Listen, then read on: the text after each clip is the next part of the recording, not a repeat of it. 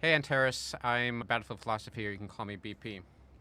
Yeah, thanks for having me on, BP. The big things that I think we wanted to cover today are relationships and the Blackpill philosophy and how those two kind of intermingle and play against each other. Yeah, and I think one of the biggest black pill ideas is the what's the point idea, where they think, well, what's the point anyway? The Andromeda Galaxy is going to slam into the Milky Way galaxy, so we're all going to be dead anyway in 4 billion whatever years. Or they think, oh, well, this country is going to completely get destroyed, so might as well just goon all day, watch porn, play OnlyFans, play video games all day. It's kind of the archetypal Wojak, isn't it? Like the doomer or whatever that you see on a lot of these memes out there. I think there is a component of that, but you touched on something in our own private discussions, which is that there are strains of black pill, there are strains of doomer out there, and unrooting where these different sources are and how people slip into them is crucial to curing yourself from said black pill. It's about generating hope for yourself and actually creating your own meaning to live. Right. That kind of comes from Viktor Frankl methodology, more of that existentialism meaning finding. So if I try to sort doomer mentalities into voluntary and involuntary, because there's some people that have more choice than others when it comes to them going down that. Some of them will inadvertently be watching some sort of TikTok or YouTube shorts and they'll just scroll and then they'll start doom scrolling. Well, they'll be listening to, oh, the end of the world, or, oh, this and that. It's so crazy. Women are bad. Men are bad.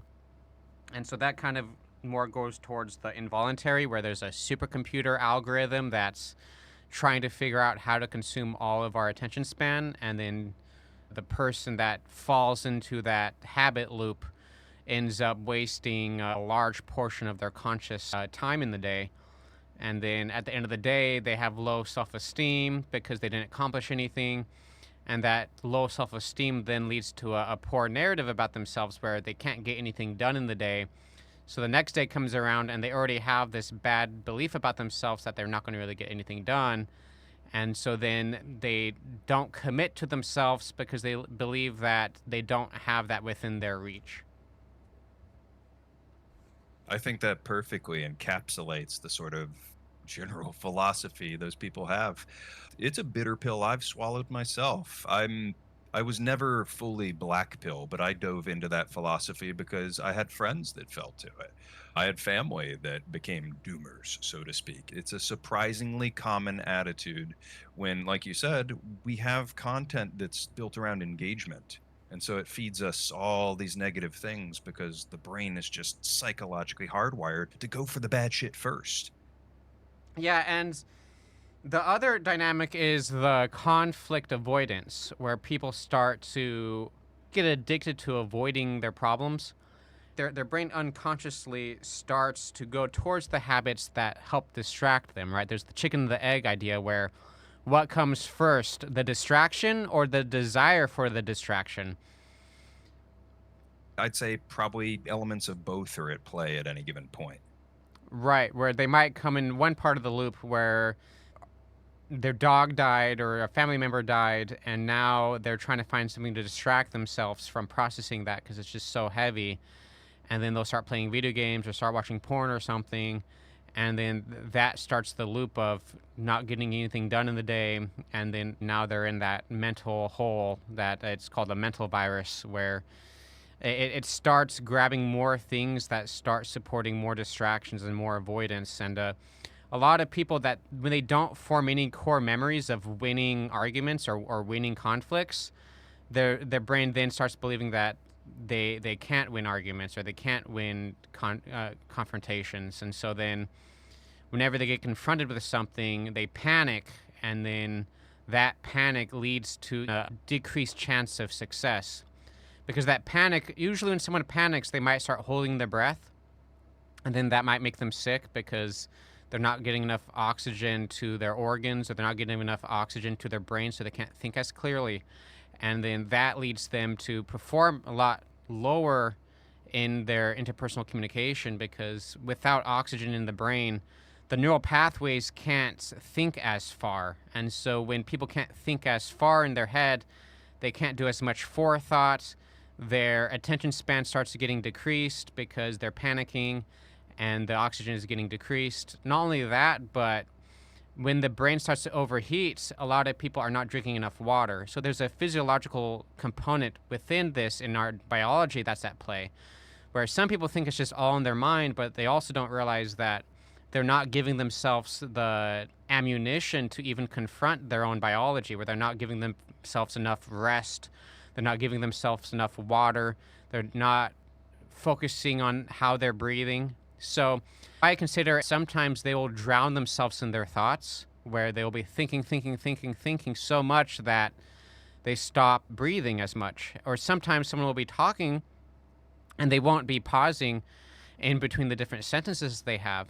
And so I call that drowning in one's words. Well, people will be talking, and then they'll have no pauses, or during their pauses, they replace the pause with an when that pause is supposed to have a breathing sequence. But a lot of people will skip that breathing sequence, and then they'll have less oxygen. And then that less oxygen will also make them not be able to think as well and not speak as well, and then they'll perform less, and it goes back into that So, cycle of so lack of voice and performance. speech, to interject real quick, because you touch on a great point I don't want to lose. Yeah. That voice and speech cadence, that rush sort of cadence of just immediately zipping through where we used to naturally take a breath in our speech, that is pure internet infecting the way we are meant to think. If you watch these YouTube shorts, if you look at these TikToks, what do? They're all super fast shortcuts that zip right back and forth with no break or pause. That organic breath that they would have in between those statements and cuts is ripped right out of it to fit it in that nice 6 second or so little chunk of dopamine that you get. But people are now spending so much time seeing that, focusing in that. People are what they eat. They're naturally starting to adopt cadences and language maladaptations that they're getting directly from the internet. It's fascinating to see because it's happened within the last 15 years or so. Well, I'm glad that we're talking more about this ammunition that people are getting or not getting. And so some people, they're paying less money for foods that are less healthy. So it's more of they're saving money by buying poison. And they're believing that it's not going to be that big of a deal. Because the other black pill ideation is the it's not that big of a deal ideation. Because the one is what's the point, and the other is it's not that big of a deal. Like their bad behaviors are not that big of a deal. But those are contradictory thoughts. That's you can't hold both of those at the same given point. Well, no, it's the what's the point of trying, and then they also think it's not that big of a deal if I just eat McDonald's all day or just eat French fries and ice cream all day. I would argue that that's the coping mechanism, but it's not actually the underlying thought. I think the underlying thought is still that nothing matters anymore. Therefore, they stop placing importance in things like good nutrition and good exercise, good sleep hygiene, good habits in general. It's a allowing of oneself to slough off into sloth, into laziness, into inaction rather than taking action. I think that's the biggest step that a black pillar has to overcome is determining their impetus for taking action in their own lives, taking responsibility for their own circumstances. Right, and so part of the cure is what's called narrative therapy. There's a book called Maps of Narrative Practice by Michael White, and he discusses Okay. how we become the story we tell ourselves. And so Oh yeah. if people tell a story to themselves that they'll never be great, then they'll never be great. But if they tell themselves that they're going to try to copy great people, right? Like if I'm playing a video game, I'm going to be watching some of the professionals that play that video game to see the meta that they do. And that's one of the fastest ways to get to the top. And so in the same way, a lot of people are not really copying the nutritional people that are successful health-wise. Did you listen to the latest panel that RFK had with Make America Healthy Again, where he was talking about seed oils being toxic? Oh, I mean, he had some fascinating points to make about what we have allowed through our food administrations and vetting processes. It was honestly pretty eye-opening for me. I didn't see the full clips of it. I've seen some excerpts, but I agree with him entirely. America has, it's mostly honestly been since the whole World War II MRE sort of phenomenon happened, but we started creating, television meals, microwave meals, things like this. We just got very portable and perpetually survivable with our foods rather than actually making them nutritionally dense and healthy. Instead, they're very calorie dense and they'll keep you running for a long time and they'll last forever, but they're not necessarily good for you. Right, and that's is why I get back to the two different ideas. So there's one idea which is what's the point anyway? Might as well goon. Mhm. And the other one is these bad habits are not even that big of a deal. So it seemed like at first you said they're kind of opposites, but I I I see how I they feed into each other now, right, though. right, because it's the what's the point? And then let's say their friend offers them some soda, which soda is basically just sugar water with other acidic qualities that tears up the gut lining. So they'll just think it's not that big of a deal if I have a soda today. And then the next day comes around and they say, oh, it's not that big of a deal. And that goes in the reverse. Where not only is it doing the bad habits isn't that big of a deal, they also think avoiding the good habits isn't that big of a deal. Like, oh, I'm not going to walk today. I'll walk tomorrow. I'll do it later. As it's not that big of a deal if I don't do it today. I'll do it tomorrow. That's another black pill. And then tomorrow never comes for them. Yeah, So it's yeah. it's something that I always try and reemphasize with everyone that I try to help. I work a lot with these younger kids that are all in Zoomer Doomers that believe the world is ending and that they were fucked before they were ever born. And it's very hard to get them to take action on those things because a lot of their ingrained habits have been built in through a discipline of shit. Day by day, they've been having one soda a day instead of doing 20 push-ups a day. And you multiply that by 10 years, it can be a lot for people not only to acknowledge psychologically that they've been doing to themselves, and it's another thing entirely to strategize on ways to begin breaking those habits, to begin building better discipline. I think another component is the toxic agreeableness, where a lot of people are going down the rabbit hole of virtue signaling, where they're having a care overload, where they're caring a whole lot about things that don't really affect them. And they're Yes. spending a lot of the intellectual energy going, oh, Israel, oh, Palestine, oh, Russia, or Ukraine, or some sort of issue out there. But then they don't realize, okay, hold on. Are they actually brushing their teeth? And are they going to sleep on time? Are they drinking enough water in the day? Are they trying to call a friend or call a potential pay increase Mm. avenue? Where are they trying to submit their resume and then call and follow up? Like when I was 20, I would be calling different places. The place that I got hired at, I would call them 3 times a day. They pretty much hired me because they wanted me to leave them alone. So what's funny is that that still works for me to this day for getting interviews and networking and making connections and getting my foot in the door to make things happen for me, jobs and otherwise. You just keep knocking. Yeah. That's dismissed today. One of the big components that I always try to teach is that failure is the most intrinsic component of success. And these kids will look at me dumbfounded and mean, "What do you mean?" And I'll often break it down to them and say, "Do you know how many times I had to fail at something until I got good at it? Do you know how many times I have to knock and get a no before I get a yes?" And most of these kids don't have a habit of being rejected in the first place. They never even try because a lot of the brain rot they've consumed has already convinced them there's no point to do it. So that when they actually go out and actually do it, they often surprise themselves. They're often like, "Oh my god, that was way less stressful and way less intense and way less painful and awful as it was meant out to be." And that's how you break the black pill out of them. You actually have to make them go and get their hands dirty because all There's they're doing is sitting on their haunches consuming faulty knowledge. Right. They're sitting and they are consuming quick knowledge and not knowledge that is actually going to be a healthy impact for them. All this Israel Palestine stuff, respectfully, who cares? They'll kill each other and figure it out.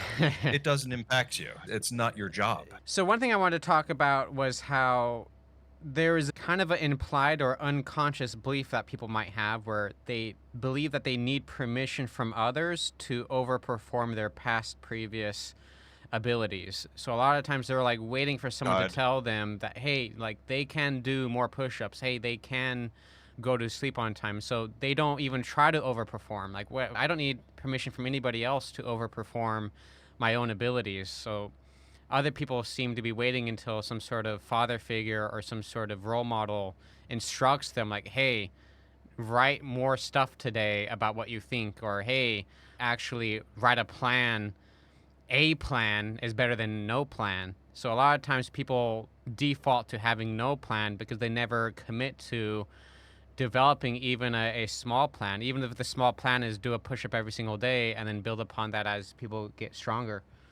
Yeah, absolutely. A hastily executed plan is always going to work more efficiently for you than a perfect plan that never makes it to materialization There was a every old single time. lady that was, I believe, in her 90s, and she was doing this master class on writing, and she said the number one thing for writing is to write quickly before we forget or before we convince ourselves away from writing.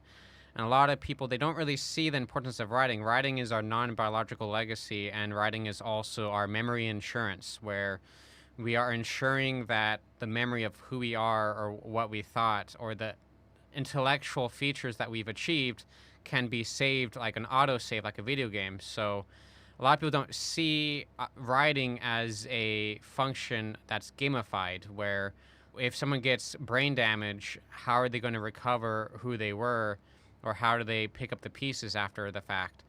And a lot of people, they don't have any insurance for their memory. They're just winging it and not realizing that any given time they might get that damage and they're not prepared. Yeah, I've seen it firsthand. I've seen people lose months, years off their life because they took a knock to the head in the right spot just hard enough.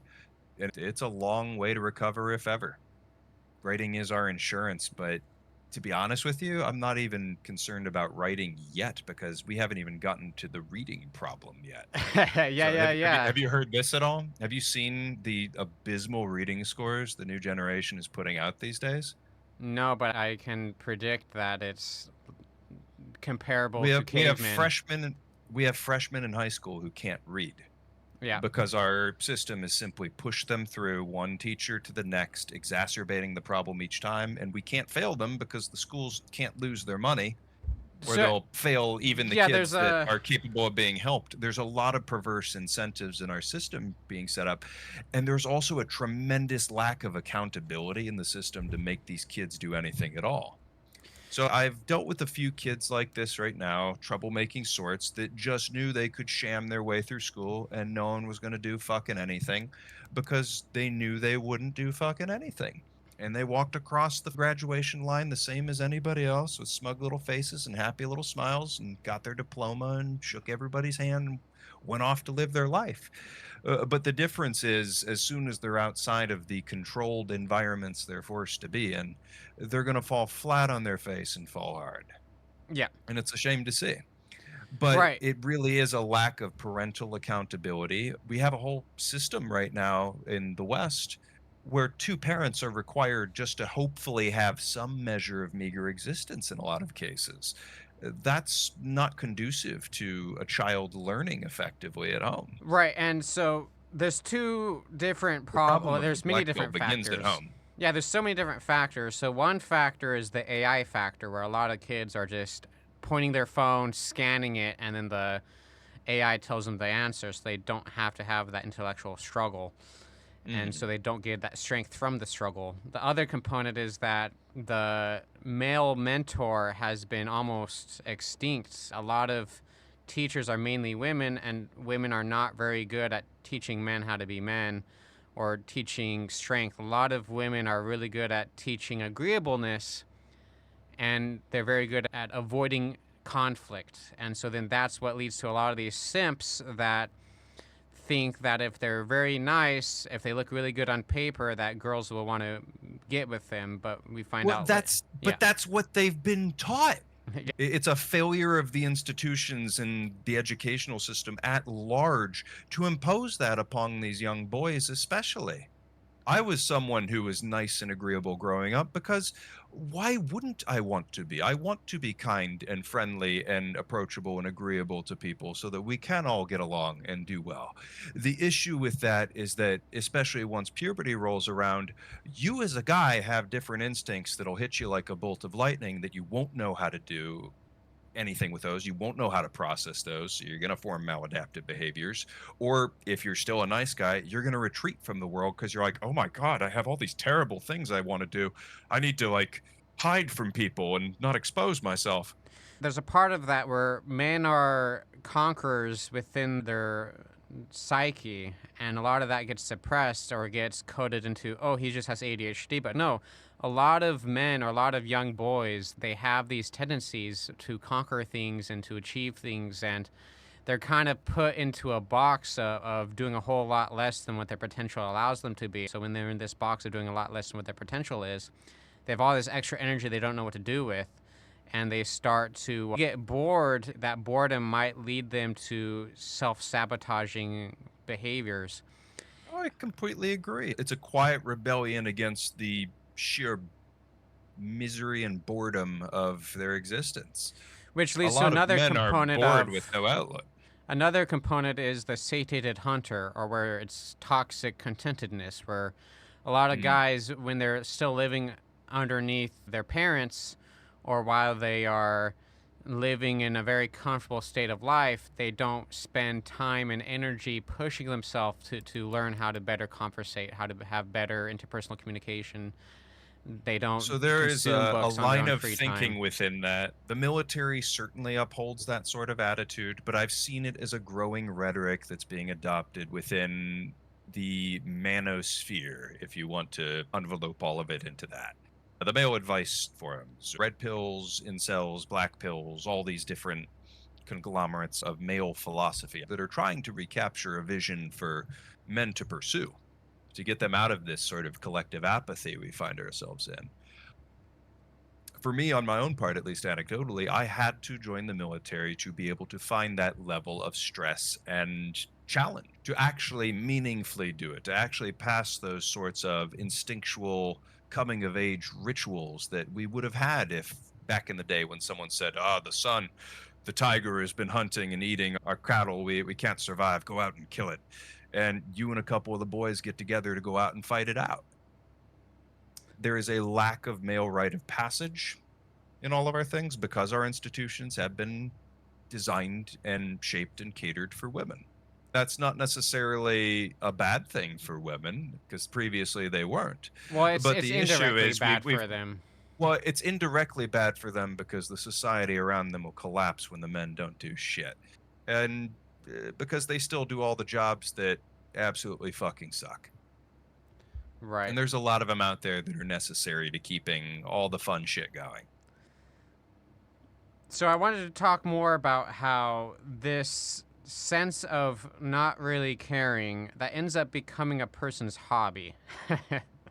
That's a reinforcing cycle. Right. So many people get asked what their hobby is, and their hobby might be watching movies, watching Netflix, watching TV shows, playing video games. Maybe they're walking around. Maybe they're going to festivals. Maybe they're going to music festivals. But overall, that's just not caring with extra steps because they're not actually doing things that self improve. It's That they hedonism fundamentally. that They're doing things that are enjoyable, but they're not contributing to a betterment, not of themselves, not of their community, not even their close little pool of maybe friends. with We're dealing with the a population that doesn't even have friends, you have to yeah, realize. These are people that truly have no social network. and no negotiation Know what to skills. do. They don't learn how to be confronted or confront others. They don't understand when we disagree. Sometimes we can talk it out and find a common ground. But a lot of times when people disagree, they go, "Oh, disagree. Oh," So and then it's over. the issue I find with it is that these are simply a population of people that have missed so many developmental milestones because they took alternate routes. They got all their answers and knowledge through AI, but they don't actually know anything or have the Right. wisdom to apply it. They got all their experiences from movies and television and YouTube, but they never actually went out and saw it themselves and realized, wait a minute, Saving Private Ryan was like this, but the actual army is a completely different experience, and people behave totally differently than they say they're supposed to behave in all this. You would never know any of those things if you don't actually go out and get your hands dirty. And my rite of passage was working in prison. I worked in Supermax when I was in my 20s. So, Oh yeah, so yeah, you've seen and slice of life. we had a common saying of sink or swim, so we would get new staff, and there was only a certain amount of times we could actually come through and help them and hold their hand until eventually you just had to say we have to let them fail because so much can be learned when we allow someone to fail. And a lot So of here's people the are not dangerous being thought. allowed to fail. They're not being allowed to fail. There's not a lot of support for those that have, and there's also not a lot of support for those that have fallen too far behind. So this is a fun little segue in that sort of line of thinking, though. Are some of these people too far gone to save? Have these people missed so many developmental things that they should have learned, things that they should have picked up, things And that when their we say parents should these have taught them, people, things that education should have talked about, that they just flat out missed. And now they're coming out of the mist of self-awareness at 18, 21 years old or whatever, and they've realized that they have spent their entire youth not knowing a goddamn thing. so I think the What's answer is going to happen to those? primarily no, it's not too late. I mean, if I'm thinking about the people that are in prison, there's a lot of them that it is too late. I call it perdition when the person reaches the point where the path to do good and the path to perform well and provide a service for society, when that path gets cut off, I feel like that's perdition, where the only path for them now is only to do evil because that's the only path that gives them results. But for the vast majority of people, if they actually apply themselves, they could get further in life. They could do better today than they did yesterday if they actually do something about it. But perdition is a choice fundamentally, though. It is the culmination of choices. When I worked in Supermax security prison, this is a place that's level for Class B, where these are people that we have to put waist chains on, leg chains on, double cuffs. We have to strap them on a backboard and wrap them up in some more restraints and carry them. We don't even allow them to walk anymore because they're just that dangerous. And so in these type of places, I talked to one of the inmates there, and he says that no matter how many services, no matter how many pills, no matter how many therapy sessions we have with them, no matter what, all their friends, all their family, all their neighbors, all their girlfriends, all the places they make money from are all gang related. The majority of people don't realize just how much gangs takes a factor within this whole entire thing. I hear so many people talk about the crime or the evil, but they miss the entire gang conversation. That, especially in the United States, the vast majority of crime is committed directly or indirectly from shot calling from gangs or cartels. Hmm. And it allows them to have a industry of crime where it's now a profession. That there are some people that when they're about to go on parole, I would ask them what they would do when they go on parole. What type of job would they get? And the guy would tell me that his job was not having a job and to steal from fucks like you or me. And so it's like those are the type of people that people don't realize are out there. And so it's what happens when society is not disagreeable enough with the people that we do need to punish a lot harsher. I'm more about killing the captains and lieutenants of the gangs that are shot calling, and one of the common responses to that is, oh well, if we eliminate one of the gang captains or lieutenants, another one is just going to spring in his place. But the idea is that whenever we have put the shot callers of the gang into a box for a month, guess how long the crime stops for? I'd imagine it keeps just on rolling. No, no, no. It completely stops because a lot of the shot calling, a lot of the movements, Really? Are they yeah, that integral? yeah, it was completely telegraphed. We were studying this. We would put these captains that we knew were the leader. The thing is that this is a whole world I'm pretty sure you don't know about, but like, Yeah, it's a parallel society. yeah. So we can easily detect who's the leader because we can tap phones. So we only have to tell them that we're tapping them after we finish. So 80% of drugs go into prison through visiting, And so when we see grandma giving drugs to a guy, we all know that grandma isn't the kingpin, right? So we eventually start creating a network until we figure out everybody that's involved in the tower communication. And this process might take 3 years in total to actually get a full network of everyone in part of that spider web. We don't go after anybody until we have the whole spider web in place. And then after we have the whole spider web in place, we now know who's at the top and who's at the bottom and who's where. And we lock up the captains and lieutenants. But the captains and lieutenants, they're extremely smart. And so the idea is that if we were to kill these captains and lieutenants, it's not like they're growing off of trees. A person who's extremely smart in the crime world is a lot less abundant than we might think. The vast majority of criminals are fucking retarded. Like, a vast majority of them are just chasing the dragon, trying to Yeah. get the next meth or heroin hit. They're not really that smart. But then working in Supermax, I've met some of these captains and lieutenants, and their whole entire cell is lined with books that they're allowed. And they'll be reading at least 5 books every single day because they're very fast at reading, because that's all they do. So they'll be consuming at least 5 books a day. They'll be doing 500 push-ups a day. They're very, very high acuity. I don't know if you know what acuity means in this context. Focus, discipline. So yeah, What's acuity is basically the number we would give to someone based on how much we have to be careful for how they know how to understand a system and get through the system. So like a higher acuity number means the person can figure out loopholes very, very easily and very fast. I know acuity of vision is a very sharp sense of sight. Is it sort of Yeah. the same mentally? This is a guy who picks up something really fast. Yeah, he knows how to cheat the system. Right. Like, Okay. he knows how to legally get away with shit, basically. So it's like we find those people, and those people are actually very rare. It's in the same way where it's difficult to find people to study psychology at a very, very high level. There's only a dozen of people that are actually able to study cognitive dissonance at the highest level. But when it comes to leading a group of criminals, that takes a high class of Machiavellian understanding. So us killing the people at the top does not mean that someone else can replace him in the same way. Generally, the reason why he's at the top is because he really is at the top. So whoever takes his place is not going to be at the top. He's going to be inferior to the previous person. And then we find that person and we take that guy out. And so it de-incentivizes. I mean, this is one reason why in China there's almost no drugs, because they kill all the drug dealers. I mean, there's a lot of other issues in China, but the one they do get right is completely destroying the gangs. But the idea is that for us to get rid of the high security threat groups, do you know security threat groups? I would assume it's a cluster of extremely competent and dangerous individuals that you've So, identified. so we've had to reclassify the word gang, and some people might think like that's stupid. Why would we try to like take away that word? Is that some liberal BS? It's like, no. What we discovered is that there's different tiers to these security threat groups. For example, they instruct and then they instruct the teenager type of gangs.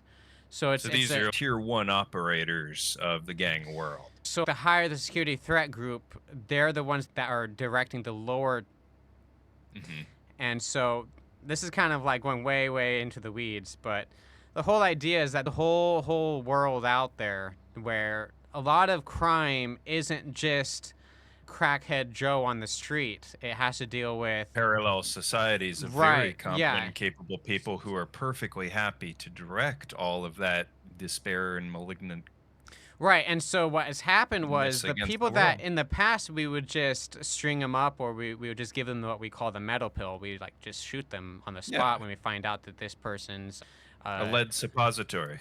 yeah, exactly. And so nowadays, the prison industry and the pharmaceutical industry and the inmates are all finding ways to find handshakes with each other. And the number one human class that's willing to take new shit are inmates, because a lot of them I would give medications to, and they would take it first and then ask me what it is after they took it. That's because fascinating. Just because of their just high so aggression, so low impulse control sort of so a lot of people personality template, or a lot of people think that anger is like one of the strongest emotion movers, like it moves people the most. But really, the strongest mover is the lack of interest. The strongest mover is boredom.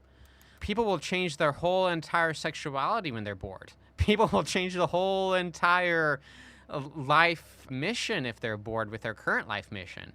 And so Yeah, people don't realize that when people are in a box, they'll do anything. They'll want to take heroin. They'll want to take, oh, what's this blue pill? escapism just becomes all consuming at There's that that point. one Reno 911 joke where the lady is like, I take the orange pill to make the Beelzebub demon stop talking to me. Yeah. And we have all these new pills. I don't know if you know that or not. So we're barely third generation. And so a lot of the medication we're giving people to chemically restrain people are very pioneering. In the engineering field, how many generations is in the engineering field? Many hundreds of years. Calculus goes way back to Pythagoras and all these different types of ancient philosophers, right? But when it comes to psychology, yes, there's some philosophy that does lead up some of the ideas, but most of the psychology underpinnings came from Freud in the 1900s. Barely the end of 1800s when we actually started getting serious about it, when we started to have to convince the Puritans that psychology isn't gay. Right. Sometimes the cigar is just a cigar. As Freud would say it. Right.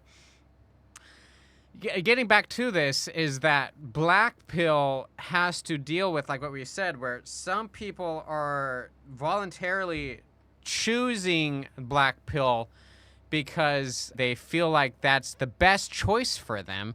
Other people are doing it because they don't know better.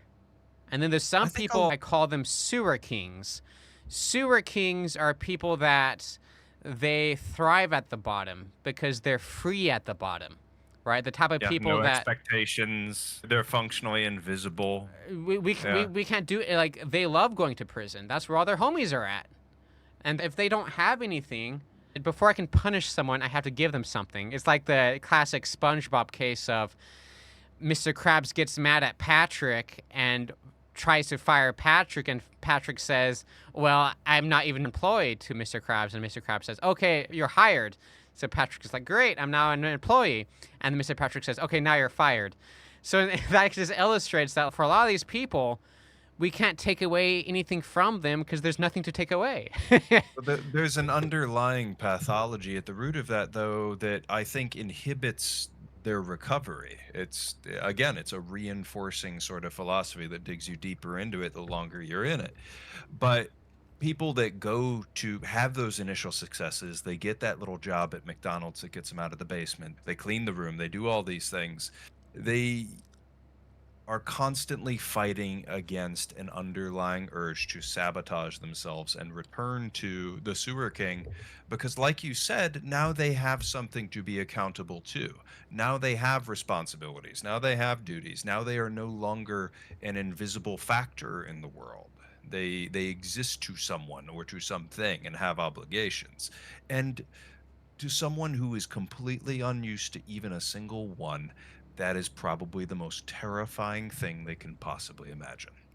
And it seems really interesting that we're bringing up this prison stuff because it beat into our heads about the psychology behind prison. Because a lot of people are living in a prison of their mind and they're not in prison. There are some people in prison that are more free than people outside of prison. Yeah.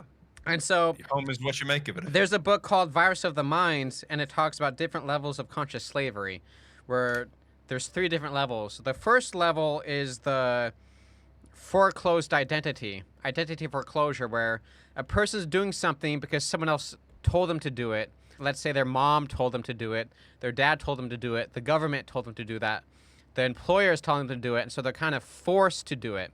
So that's level 1. Someone's doing action because someone else told them to. So the chains are externally enforced. So level 2 is when chains are internally forced, where no one is enforcing them to stay in the gang anymore at a certain point. As soon as they exit a certain point, now they're on their own. Maybe they get that McDonald's job. Maybe they get that job and they have getting some money. But then when they get off of their work, they then go to the club. They go to those places where there's trouble. They go and hang out with the homies that are definitely no good for them. So that's them. Their chains, when the level 1 chains are not there, The level 2 chains are forcing them to go back to the level 1 chains, where the level 2 chains is such that when they do have free time to think and to develop themselves, they instead choose to sabotage themselves, and maybe they waste their time on Netflix. Maybe they just eat the bad food. No one is telling them to eat soda or to drink soda, but on their own chains, they're stuck to that poison.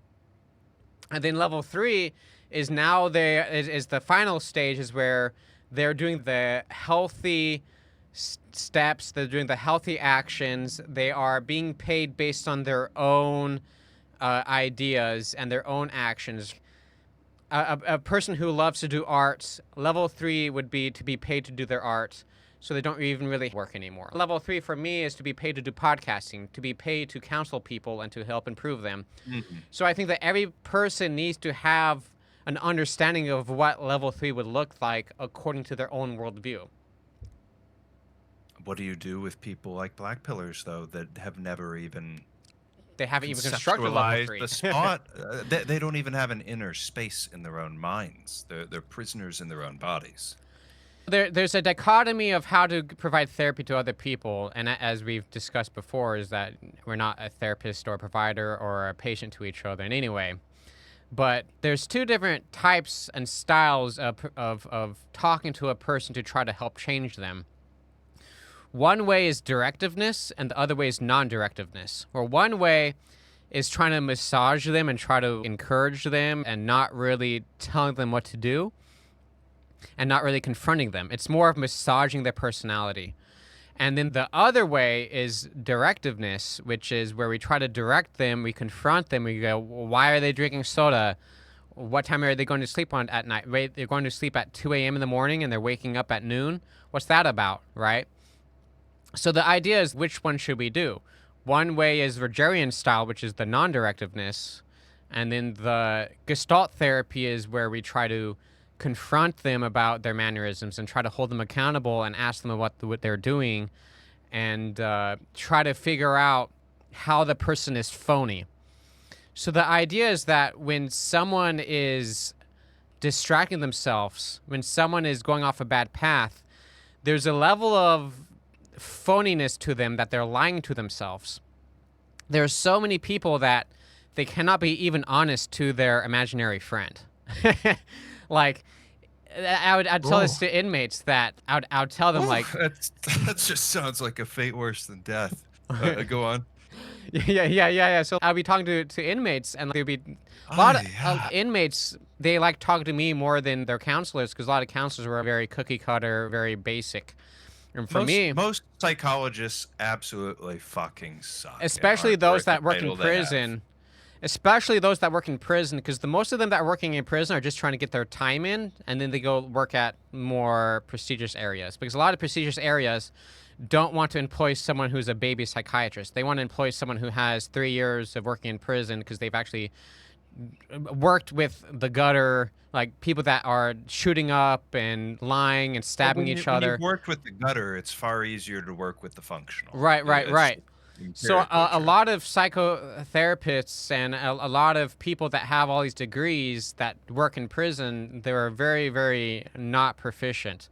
And so that would mean I would get even more proficiency, because even the psychiatrists would call me up and ask me what they're supposed to be doing. So I would be educating psychiatrists on what they're supposed to be doing. And so anyway, what I'm getting to is that I lost my train of thought here. Oh, It's yes, the the imaginary starting friend point. thing. What is- So, yes, the imaginary friend thing. So I would tell them, because they're asking me, like, how are they supposed to improve themselves? And I said, they might might not believe in God, but even if they do or if they don't, the reason why God serves a function is that's someone that they can try to communicate with every night or every morning or whenever they have a chance in their own quiet of their own mind. That maybe they're imagining God, or maybe God is real, or maybe God isn't real. But I told them to act as though he's real, but to never lie to him. And so make an imaginary friend that they know is imaginary. So if they ever get voices, no, that's not God talking to them. That's the heroin talking to them. Or that's the meth talking to them. So I was telling them, if they can't even tell the truth to themselves, to their imaginary friend, then what hope do they have? And so I'd tell them, are they on good terms with their imaginary friend? Meaning, if they tell themselves, if they give their word to themselves that they're going to do 10 push ups that day, and they don't, that means they just lied to themselves. And how someone acts when they've lied to themselves shows how much respect they hold to themselves. So a large portion of this is for me to try to help them hold themselves accountable. And I can't really be there, and they can always lie to me. So I try to have them develop a construct of someone that they can talk to, because if they're in their mind telling themselves what they're going to do that day, then they're not really, it's not really like another person who's going to use that to manipulate them. And so there's so many people that maybe they don't have any friends, and maybe they do have an imaginary friend, but they lie to that person too. Or they lie to themselves, where they tell themselves, oh, I'm going to get better. This year is going to be different. There's the classic cliche of every single year people have their resolutions, right? And then how long does that last for most people? February, right? At most, for most people. Mhm. So the whole idea is like trying to figure out how to have people gain accountability. Because that's what the male force is supposed to be. The male force is supposed to be a father figure punishing people when they don't do what they're supposed to be doing, right? There's a reason to be punished for when someone doesn't do anything that they're supposed to be doing. But that's not there anymore. Now people get participation trophies, and other times people don't get punished when they're losers. Like a lot of times people play games, and in those games they never have a cue for when they lose. And there's a habit for that where that occurs, like watching a movie. How can someone figure out if they lost watching a movie? The fact that they didn't enjoy it at the end, right? But then again, if they never really got any good takeaway, maybe they lost their time. But then again, in a video game, it's if someone loses, it says defeat, and then their points go down. But then there's some people that play video games where there's absolutely no signal of them losing, which that's what's being lost in society. In society, there's a lot of people that avoid getting that feedback of losing. And I think that's what leads to the black pill cycle, is when people start to avoid conflict of the feedback that tells them that they lost. Like, See, I love losing. Losing to me is the first part of success. right. And honestly, it's the more substantial part too. Success is what happens at the very end of trying everything you possibly can and failing a little bit less each time until finally you have something substantial. Right. And the idea is And that trying means to accept the chance of failure. you have to implicitly. You can minimize its risk all you want, but it's always going to be lurking there. And the idea is You that just if we embrace it. can't lose, then does winning really even matter in that case? The idea is that there needs to be measurements for our goals, because a lot of people have no measurement cues in their goals. For example, they don't have I have to call 5 people today. Maybe I'll call potential employers. Maybe I have to call my mom or my dad. Maybe call my friends, just somebody to be socially engaging. Yeah, And you describe almost my social discipline and planning my itineraries for the day on like who am I meant to reach out to, who am I trying to get a hold of, things like that. I do plan for myself, but I've never attached a failure condition to it because it's simply never been something that I was concerned about failing. To me, it's not energy intensive to do those things and make mhm. those things. The issue I find with a lot of black pillars is that things like that do take them a tremendous amount of exertion and energy. It's building up their endurance and capacity for it too. Where you have to realize like you're digging through so many underlying pathologies and fear responses. It takes a long time to make progress for them, and you have to start them out small to build the strategy. And so I want to springboard to what you're saying, and getting back to the black pill, is that there are a lot of people that do not believe in themselves, which is, I think, the big crux of it, where people, they're Or they as, don't believe in anything. yeah, yeah, They're yeah. they're They've slipped into the Nietzsche nihilism phase Well, and and that's the thing never is got that back out. when they think of what they've accomplished in life, they get sad because they think back and they think maybe a passing high school, maybe. But other than that, it's like they have very few memories of winning. They also have very few memories of losing. But the thing is that if 80% of the time, if not more, we lose, if they practice something 5 times and all 5 are losses, their narrative of themselves is that they are primarily a loser.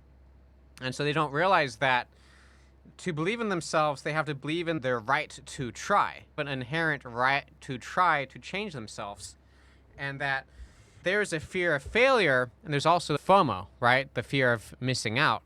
So what I tell younger men is that their fear of missing out has to overcome and be primary over their fear of failure, where they have to fear missing out in life over their fear of failing in life. Because if I miss out in life, that's going to feel a lot worse than if I don't do anything and then end up not winning anything and I just get a lot worse. Because to get better in life, to perform better, we have to practice a whole lot. Like, it takes 1,000 losses, 1,000 failures to actually start getting these skills. Just marinating on what you've said. So if there was a one thing that that you would think would be like a good starting point. You have a black pillar. He's lived in his basement for 22 years. Like you said, his biggest success is high school, which he's very quickly already written out of his head as fucking worthless in the first place. So it wasn't even a victory at all. So he takes no like confidence boost or anything in it whatsoever. He's just dug himself into this pit. What is that first great step? The first It's great it's step creating it's is creating the to need to change. the They mer- have to the need first to step change. is to create any plan, any plan. Get a piece of paper and a pen and write down what they wish they had in life. Ooh, that's a good one. I find a lot of black pillars have unrealistic expectations of themselves. I'll sit and mentor people within the levels space, for example, that want to make $100,000 and they haven't even graduated high school. Yeah. Yeah, is to Realistic have goal. that goal and then to break it down to smaller parts. I think it has to come from the foundation up. The goal has to literally be I will brush my teeth every day. And then from there go into I will brush my teeth and clean my dishes every day. Well, I was going to get into the WHOOP modality. The WHOOP modality is wish, outcome, obstacle, plan. The So, whoop modality. I'll look that up. yeah, it comes from a book called Rethinking Positive Thinking by Gloria Ortigan. Hmm. She studied attitudes about achievement and which attitudes was best in achieving in life. And so she would get a bunch of people that had shared goals, such as losing weight. Losing weight is a very common goal that many people share. Another goal that she would study is getting into a relationship that is healthy. That's another very common goal of many people who are single. Another common goal is maybe getting a good job. That's another really common goal. Maybe another one is building muscle, right? So she would have these different factors of what people wanted in their lives, in their future. And she would check up on them, and she would take measurements of their vital signs. She would take measurements of different things. She also would ask them about their outlook about it, and then she would code it into what that would mean. So she would go, okay, this person's pessimistic, this person's optimistic, this person's realistic. And then some of them she would not provide any sort of education, and those would be her controls. And then there'd be people that she would provide different types of attitude prescriptions. And so one attitude prescription that was the most successful was the WHOOP attitude of how to operate. And that way of operating would be to think of a wish, to write down the outcomes of that wish, of if I were to achieve that, what would I get? So the outcome step in the O is to try to visualize what would happen if I got it. to help the mind think about it more. Because a lot of people think about what they want, but not think about it more deeply after the fact and what it would take of getting there and the outcome of reaching it. The next step would be the other O, which would be obstacles. So the next step after visualizing what would happen after they achieve it, the next step is to think of all the obstacles that they can envision for what's in their way. And then to write that stuff down. So they write down, okay, for me to make $100,000, what's my way? I have to get a degree, or I have to get some sort of trade school certification, maybe become a journeyman in electrician or plumbing or something like that.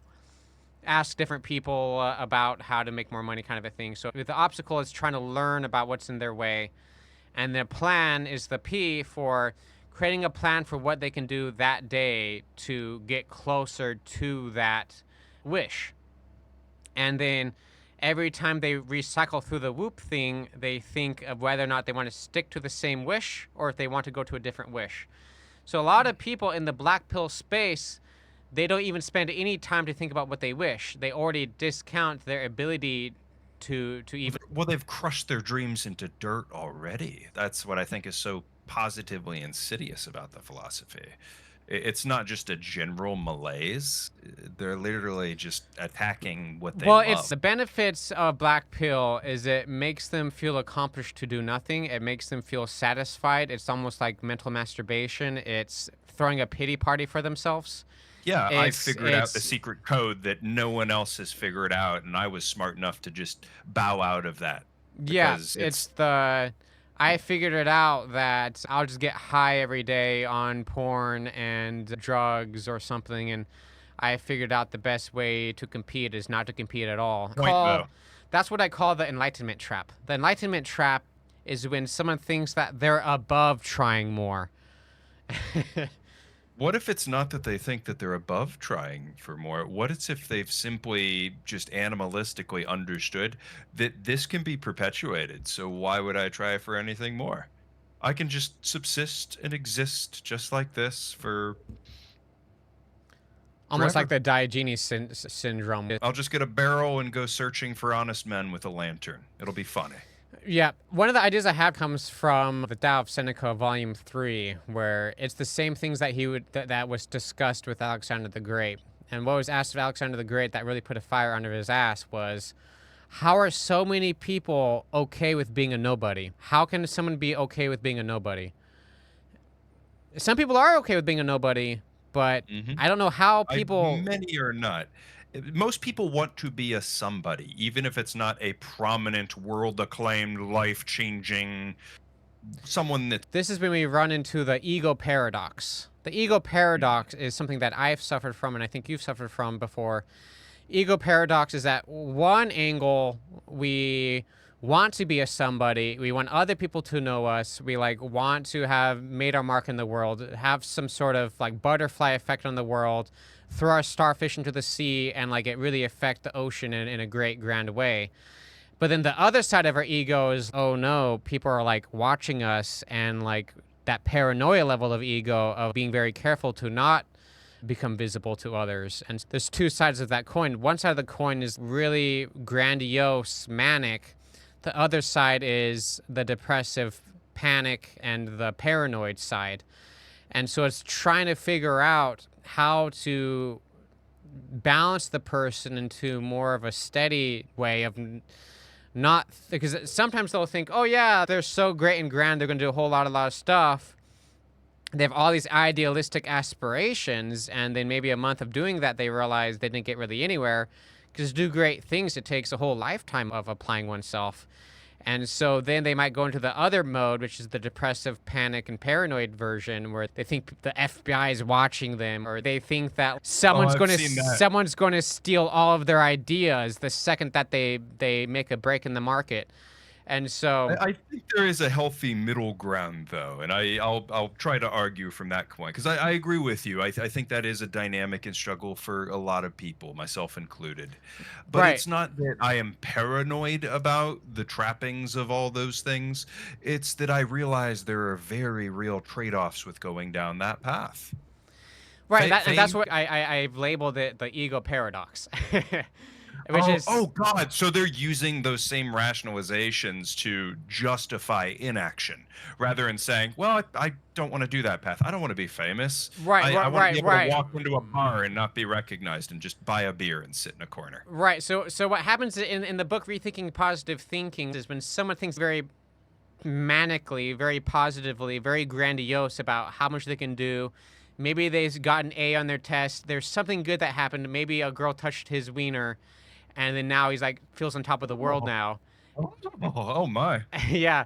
And then what happens is now he's very on top of the world, but then again he starts getting paranoid now that he's at the top because a lot of people fear success because He success now has comes with a something to lot of lose. responsibility. Now they get all these people that are the crabs in the bucket trying to pull them back down. Now they get all these people Sure. that I mean, Pretenders that are trying to ride on your coattails. There's a whole slew of problems that are unique to success. right, right. Yeah, it's an island at the top. The smarter I get, the less people I can talk to without getting disappointed with the other person I'm talking to. I mean, if I'm talking to a 30-year-old man and he can't even listen to 10 books, it's like, how does he have a day where he cannot spend 5 to 10 minutes per day to consume a book through audio format? And then they start giving me a slew of excuses. And the thing is that I have a very Archimedean level of understanding the world where there's only a certain amount of excuses. There's not a infinite diversity of excuses. Generally, they don't have enough money. Generally, they don't have the time. Generally, no one in their life is doing it, and so they don't know if they can trust me. So there's all, but generally, the excuse diversity is maybe 10 at most. And a lot of these excuses get cycled as soon as one gets defeated. And because the real thing is that they don't want to spend energy there, they'd rather do their favorite thing, which is their dopamine addiction. I feel like that would be a fun thing to catalog for you. I'd like to see that. The 10 excuses that people give. Yeah, I've written about it. Different types of excuses and distraction mechanisms. We can probably come up with several ways of avoiding taking responsibility to ourselves or others. Because sometimes we'll avoid responsibility to ourselves, and sometimes we'll avoid responsibility to others. One excuse is compulsivity. This is the quality of becoming so consumed with an activity that a person avoids examining their life. The activity overwhelms the person. These days, we see compulsive behaviors all around us, such as compulsive eating, sex addiction, working unreasonably long hours, like workaholics, where they spend all their time working and not time actually being themselves outside of work. The underlying question that therapists want clients to eventually ask themselves, which is, what is being avoided by these behaviors I'm performing, and what is this avoidance keeping me from in my freedom? The next one is called displacement. This is the process of placing one's problems or issues onto others so one does not have to take responsibility for examining them. Displacement happens in numerous ways, such as projecting one's issues onto others, having psychosomatic illness to avoid one's issues, blaming others for their problems. If only my therapist was better at this, I would get better. Or if only this pill was better, I'd get better. Or blaming the events on their own problems. So saying, well, if it wasn't for that job demotion, if it wasn't for that car accident, I could be happy, or I could actually start doing what I want in life. And so So I'm hearing a trend as you list all these things off, and it's a constant pivot from basically just the locus of control is always external for these people. It's never internal work. It's never something that they have done that they must own, that they must take responsibility for. There is always an externality to blame for their circumstances. right. Am I When it getting comes that to right? displacement, it's also for when they see someone succeeding, they get jealous and they internalize someone else's success and they try to tear that other person down so they feel less bad about themselves. Crabs in a Right? bucket. Yeah. Right. The other one, there's 1, 2, 3, 4, 5, 6, 7 in total. So the third one is playing the victim, which is I did not make. Oh God, that's a whole philosophy. It's taken over the fucking planet. Yeah. Oh, my boss is a racist, and that's why I can't get any sales with my clients. or my parents emotionally abused me and therefore I'm 40 years old and I still can't get things back together again. So what's funny is to hear the black pillars work themselves into a tautology over that is further justification for why they can't change. They'll say, "Oh God, my life sucks because my life has always sucked." Right. So all these events might devastate that person because they now feel like they're owed something by the world. So now they try to go to the world and try to score pity points and try to cash in all their pity points, which women can get away with that more often than guys because generally there's simps that once they hear a girl crying, he uses a canoe to canoe up her tears into her pussy. So they Ooh. try to score all these pity points, and however, why is it that some people can move on from these events while others who are in the exact same situation, I mean, similar situations, I mean, nothing is really one for one, but some are extremely similar, and some are even worse, right? I mean, someone's like, oh, my dog died, and another person's like, well, I had two dogs and both of them died, right? Well, let's extrapolate to an extreme example. I myself and a buddy are in a firefight, and we both have to fucking fight and shot and get shot at and watch friends and enemies die. I go home and I'm perfectly fine. My buddy goes home and he blows his brains out. Why does that happen? Yeah, there's a good question, and there's a couple of different answers I can That provide didn't for that. actually happen. I'm just creating an extreme Yeah, example. yeah, yeah, I've yeah. So when it comes to SI, which is suicidal ideations, it comes to generally when people start resorting to force, it means that they feel like they lack choice. Every Hmm. time choice is stripped from a person, they start considering a way out of that box. And sometimes the way out of the well, that's why we're instructed to never back an inmate into a corner because they'll find a way out of that corner that we don't like.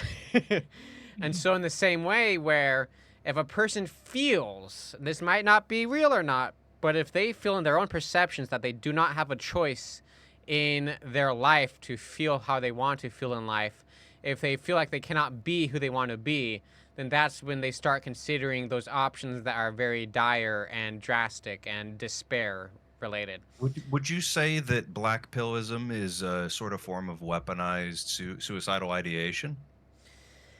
I Is think it that passive suicidal ideation? maybe the question might be better asked is are there some people out there or are there algorithms out there that are weaponizing it where there are intentional black pills out there that is being thrust onto people maybe for money as a racket or maybe a country is like I want to defeat that country so I'm going to give them the doomer algorithm where I could suspect both of those that are play, considering how hard countries like China, for example, ban it on their own internal servers. right. The next one is called losing control. Ever know someone who just lost it for a while? Like they go into a rut, whether Yeah, they finally hit a breaking point, whatever they've that was, and they they've simply collapse for however long. whether they've quote unquote lost their minds or they've went crazy for a while, become enraged, lost their temper, or lost their way in life. These are mechanisms some will use to avoid taking responsibility in the current situation. So in their mind, this is kind of like the black pill, where in their mind they're like, "Oh yeah, I'm just so depressed. I'm in a rut. I can't get out of bed. I'm just bed rotting. I have no motivation. Poor me. I have no motivation." So basically, what happens is it's a self-fulfilling prophecy. So after they tell themselves the narrative that they are a loser, that they've lost, and that that's what they identify with, they're no longer identify with the trier person or the experimenter person. Because for a lot of ways for people to do better in life, they have to start experimenting with change. Because the thing about staying the same is they stay the same. The best client out there is the complete opposite of the worst client out there. And the worst client out there is a person who doesn't want to change, a person who's not willing to change. And so a lot of people, they might be telling us one story about how they're a loser, they got into a car accident, their dog died, blah, blah, blah. They have all these excuses and all these stories, but it might just be something else that's using that as a proxy. Meaning, Hmm. They just want to go to bed without any sort of plan. Just whenever they pass out, they want to jerk off to porn anytime they want to. They want to do their favorite thing and let no one get in their way. It's more of their compulsions are the underneath problem, and they will blame themselves being a loser, and that will help them encourage themselves, and they will accept any identity that helps them with their gooning abilities, right? So if I'm a loser, then I feel better when I waste my time today. Interesting. So now this is an anecdotal measurement that I've seen on some recent surveys that measure things like general population happiness, contentment in the population. Are you generally a happy person with your life? And a lot of these studies as of late have revealed that conservative minded people and traditional, I guess you could say traditional minded people, are scoring higher than leftists and progressive minded people. And I don't think that's a coincidence.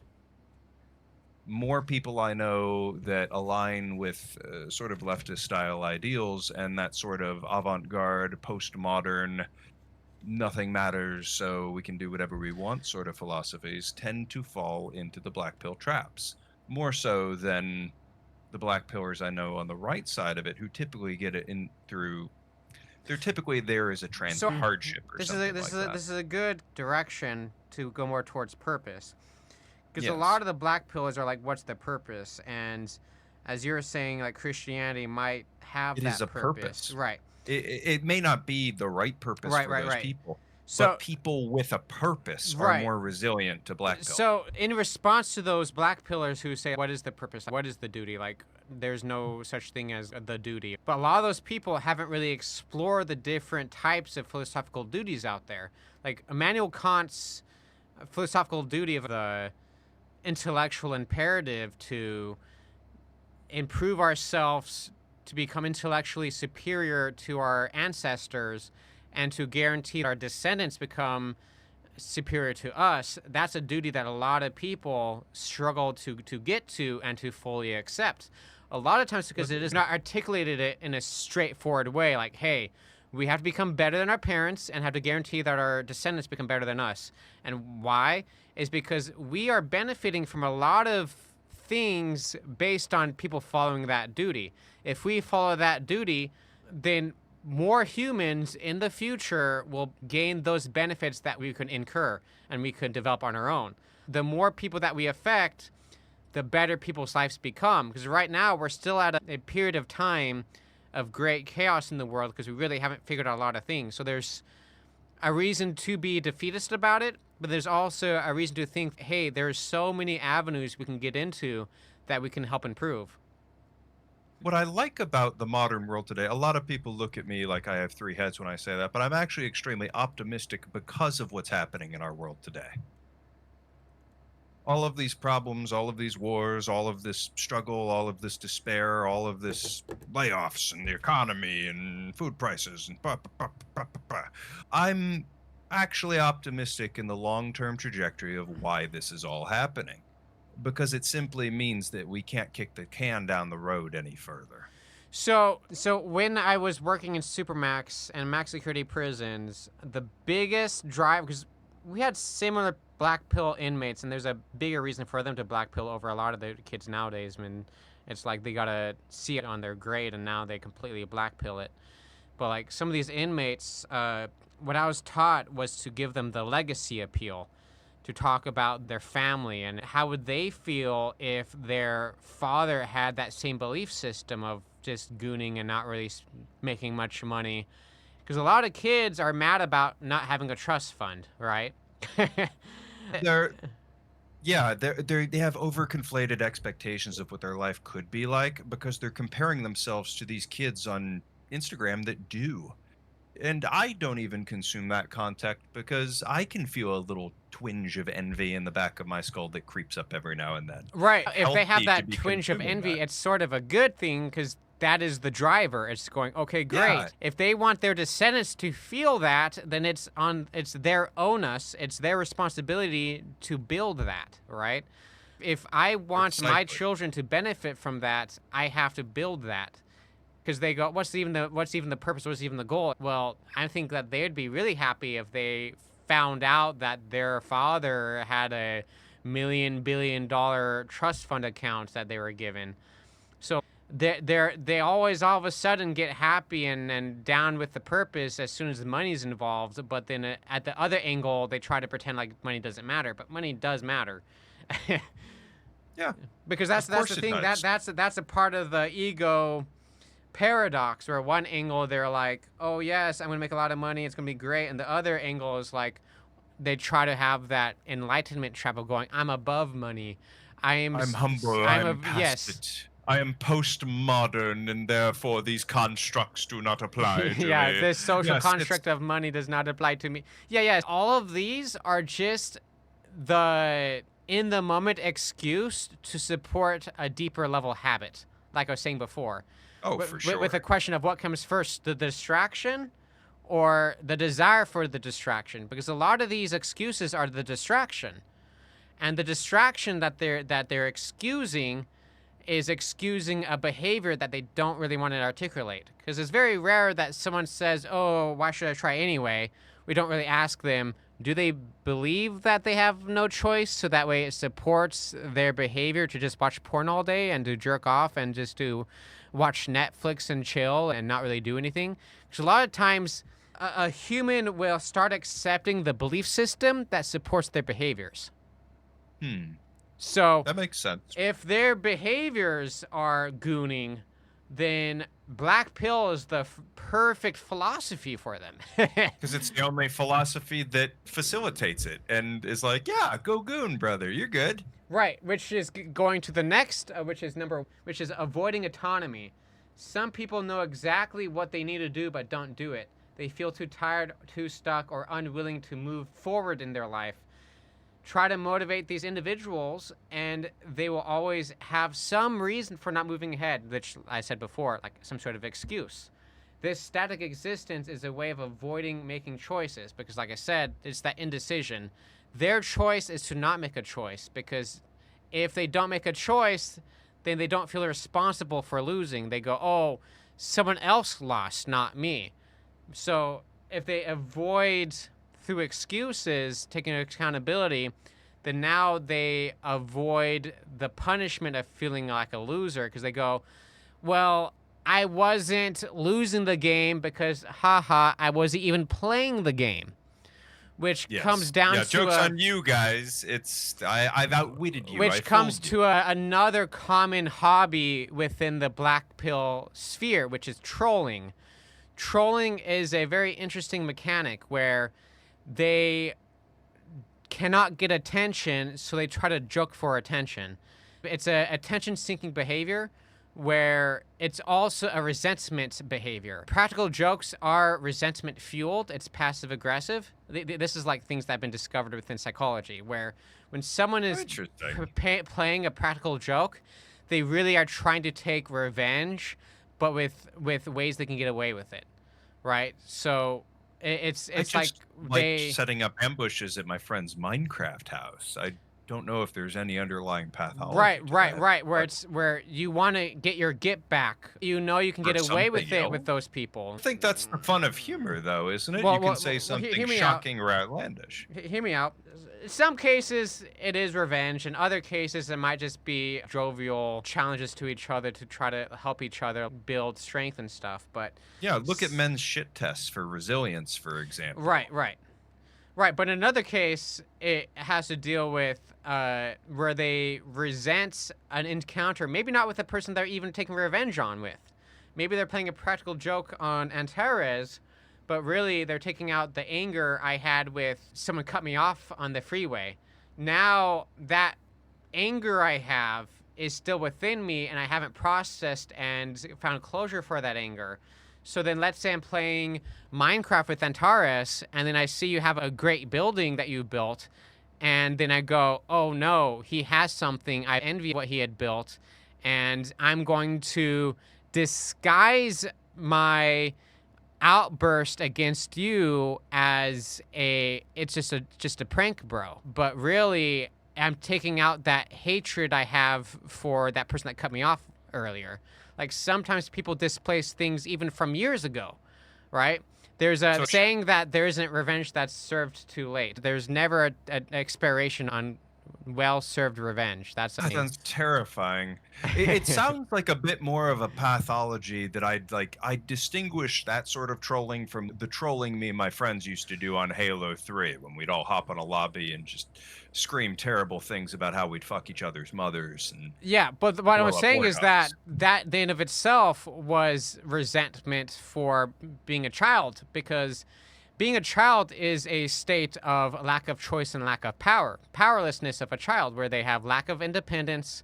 Maybe the kid was told to wash their dishes and they feel shitty about having to wash their dishes or something, right? So So they go like put it out on the game. exactly. Right. So, like I said, a lot of non consensual pranks and practical jokes are resentment in real time. That is just a fascinating thing for me because I've always been a jokester myself, but I can't really say I'm resentful of anything. Just That's one reason why I flavor. have zero tolerance for trolling on my community, because Yeah. they don't really want to improve themselves. They just want to spend time wasting other people's Wasting other time. people's time. And with another component of that is they want to spend time trying to gain attention through non-constructive means.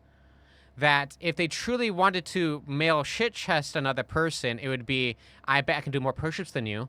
That's a perfect shit test. And it's, oh yeah, you didn't even take a picture of yourself doing it, rather than I went into his server and I started posting dick pictures as a haha. I wouldn't even call that a prank because there's no humor to it. There's no fun to it for the person being pranked. A really good prank shocks and awes and surprises the person in a healthy way, I'd Right, say. but that there isn't the eye of the beholder of the prank, right? Sure, So but like, it's the case of the accountability of it. Like, so let's go back to my Minecraft prank, for example. So one of my favorite things to do back in the day, because my buddy was always running around and not checking the floors, I'd set up these little traps with TNT and it would blow up a little chunk of his base, right? Now, the trick with doing that is that one, I wouldn't do it terribly often. Two, I would give him a hint that there was a trap somewhere and he'd always miss it, which was funny as hell. But three, I would also have the materials to fix it immediately after. Because of that, those were simply just funny moments for him where he'd step somewhere, freak out, and he'd be like, "Oh, you son of a bitch, you got me." And we'd have a laugh about it. He was in on the joke. He had fun with it too. That's a good level of prankability. Just going on and just like, right, there's definitely scale to it, right? There's like crashing a car and then being like, it's just a prank, bro. well, there's scope and intent. Exactly. Like But that another there's component something wrong there. of why it's a maladaptive behavior is that a lot of times people will be wasting their energy on instant gratification, instant reactions of others, where they want to do a practical joke, they want to get someone's button, they want to press another person's button, make another person angry, because Mm. maybe in other parts of their life they're not getting instant gratification, they're not getting instant results. Maybe they're passing their classes and the teacher doesn't even say good job. So they like don't really feel like their effort in the day actually gave them good results. Because just think of it like this: if someone's trying to get into counseling, they have to spend at least 5 years to actually start getting real money, right? Until then, they're a Mm. starving poor student that's struggling to try to make ends meet. And so in that way, they spend an inordinate amount of time, like tons of time studying, putting all their efforts into this stuff, and they don't see any results. But when they do practical jokes, they get instant gratification because someone's like, "How dare you do that?" Or they get, and so that's part of trolling where I'd they want imagine it that feels instant very empowering. gratification. Yes. It feels very empowering, I'm sure, especially when you have nothing at all. That's got to be like a hit of a And in drug. the same conversation we had before, when kids are on their Xbox Live lobbies, where kids most of the time don't like being kids. I know when I was a kid, I hated being a kid because I can't do anything. I can't get a car. I can't go where I want. I can't make any decision. For a lot of kids, they do have dynamics of powerlessness where eventually Oh, their right. parent says we're going to take dancing classes, and if they don't, then they're going to take away our internet permissions or something like that, right? Well, they have to live it every single day. We are required legally to attend school. Right. So when someone feels powerless in life, that's when they start seeking these black pill behaviors. And these Mm. black pill behaviors are these destructive behaviors where they're using their energy they could have used doing push ups, writing down their ideas, planning out their life, having some forethought for how am I going to apply to get that bank job? How am I going to apply to get this scholarship? How am I going to increase my earning potential? Instead, they hop around from different servers saying racist stuff or taking bad takes just to see how people react. The guy named I abandoned Hmm. my from my server because he's a self-described troll, and so I banned him because he told me he was a troll and that he would be giving these takes that are extremely bad perspectives, and then later on he would say he was just trolling. And so why would I want someone like that on my server? It's like Yeah, why invite that into your home if you've in my carefully built mind, it? I'm not thinking, man, Antares, what I really need right now is a good old fashioned troll, like a really good It's a high good level shit troll. post. It's like, Yeah. no, I'm gonna sit It's down to my like, coffee, chat with my friends, and yeah, I'd and like. it's not like his ability to troll is like a high skilled, difficult to perform activity. Because a lot of these people, they have these high sense that they're a very proficient troll. So they start developing this esteem for their level to troll, like their ability to troll. So they start building this narrative that they're a very proficient troller because they can make people mad. But it's like they're a winner at losing. They're a Right. winner at being a nuisance. You know what it is, Battle? It's taking pride in being the pigeon that shits all over the chessboard. Right, which exactly. It's like, isn't it so funny that I ruin everybody else's time and that everybody's paying attention to me? It's like, So no, we're just pissed off and we want you to leave. Get the fuck out.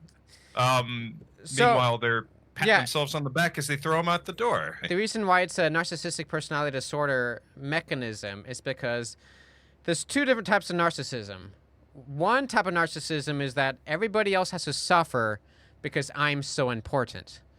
The other type of Hmm. narcissism is I'll suffer for everybody else so that way I can become important. The Now, martyrdom complex, I guess. yes, it's still narcissism, right? There are people that they don't spend any energy for themselves, they only spend energy on other people, and then their time They're gets doing it wasted, for their own self-aggrandized. Look which at is how amazing I am. right, which is the narcissism within Christianity, where it's the martyrdom of a lot of mothers. They start getting devouring personalities where they will not have their own personality. Their whole entire personality is just for their children, which sounds nice and all, but that ends up to where they're now living vicariously through their children, and now their children can't fail because they have the helicopter parents hovering over them all the time, so they can't fail on their own time.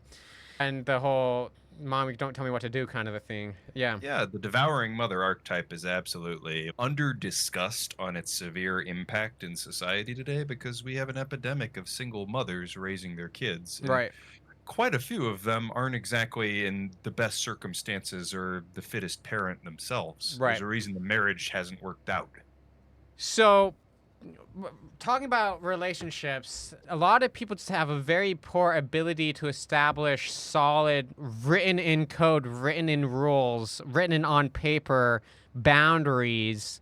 Because a lot of times when a guy hangs out with a girl, the girl and the guys, they start making rules for each other. They start agreeing with things, and then maybe in the moment, their emotions prevent them from remembering, or maybe the girl is shit testing the guy to see whether or not the guy will even remember the rule, or if the guy is even able to apply the rule and hold her to it.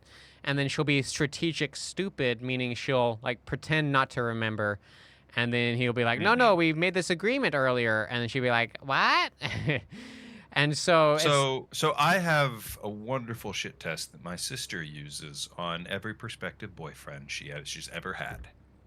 She just seeds this thought and she says, "You know, I really love orange flowers. I think those are my favorite flowers in the world." And then she just lets that thought go and never brings it up again. And to this day, not a single boy she has dated has ever bought her orange flowers. She's young 20s. okay. It It's, reminds it's me of the bird talk test or the bird vetting process where seeing whether or not a person can talk with us about the birds near us. So if I'm hanging out with someone and I start talking about the birds near me and they're not really engaging about the conversation about the birds, then I now know they're not really interested in me or not interested in talking with me. But I mean, could that's it the bird just test. be that they're not interested in birds? In the same way, where is it might just be they don't like orange flowers. Has she asked them if they like orange flowers? Interesting. I Uh don't know if she's oh. actually framed that around. I just know the anecdote that she brings up orange flowers as her test to see, like, are you actually paying attention to me That's what and she what I'm asks. That's what talking she about asks and them. what I'm interested in? She'll frame it in such a way that like her favorite kind of flower to ever get for her birthday is like orange flowers or something. And Mm-hmm. every time her birthday will roll around and she'll get a present, but there will be no orange flowers. And And then she'll she's like, just break up "Mhm." with them. I mean, she won't use that as a metric of breaking up with them, but she uses it. She's not so It's another stupid. Like, straw on the camel's back.